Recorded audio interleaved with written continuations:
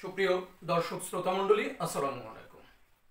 গর্ভে সন্তান আসলে কখন আল্ট্রাসোনোগ্রাম করবেন এবং কতবার আল্ট্রাসোনোগ্রাম করবেন এবং আল্ট্রাসোনোগ্রামের কোনো পার্শ্ব প্রতিক্রিয়া আছে কিনা ইত্যাদি বিষয়গুলো জানতে হলে সম্পূর্ণ ভিডিওটি দেখুন।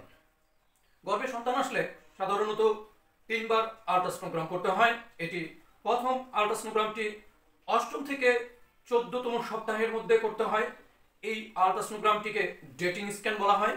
এই সময় এই আল্ট্রাসোনোগ্রাম করে বাচ্চার হৃদ স্পন্দন বোঝা যায় এবং গর্ভে সন্তান আসছে কিনা সে বিষয়টি নিশ্চিত হওয়া যায় এবং গর্ভে একাধিক তথা যমজ সন্তান আছে কিনা সে বিষয়টি জানা যায় এবং ডেলিভারি ডেট তথা ইডিডি এক্সপেক্ট ডেলিভারি ডেট সম্ভাব্য প্রসবের তারিখ নির্ণয় করা যায়।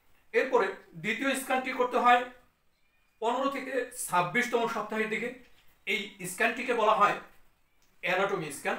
এই সময় স্ক্যান করে বাচ্চার মস্তিষ্ক, কিডনি, হৃৎপিণ্ড এবং অন্যান্য অঙ্গ প্রত্যঙ্গ ঠিকমতো হয়েছে কিনা সে বিষয়টি বোঝা যায়। এরপরে তৃতীয়বার স্ক্যান করতে হয়, যেটি 27তম সপ্তাহ থেকে নিয়ে 40তম সপ্তাহের মধ্যে স্ক্যান করতে হয়। এই স্ক্যান করে ফিটাসের বিকাশ যথাযথ হয়েছে কিনা তথা বাচ্চার বিকাশ যথাযথ হয়েছে কিনা এবং সন্তান প্রসবের সঠিক পরিকল্পনা করা যায়।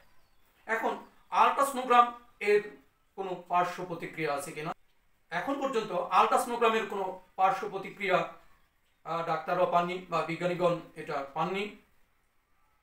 এখন সপ্তাহটা কিভাবে কখন থেকে গণনা শুরু করতে হয় সে বিষয়টা একটু শিখে নেই আমরা।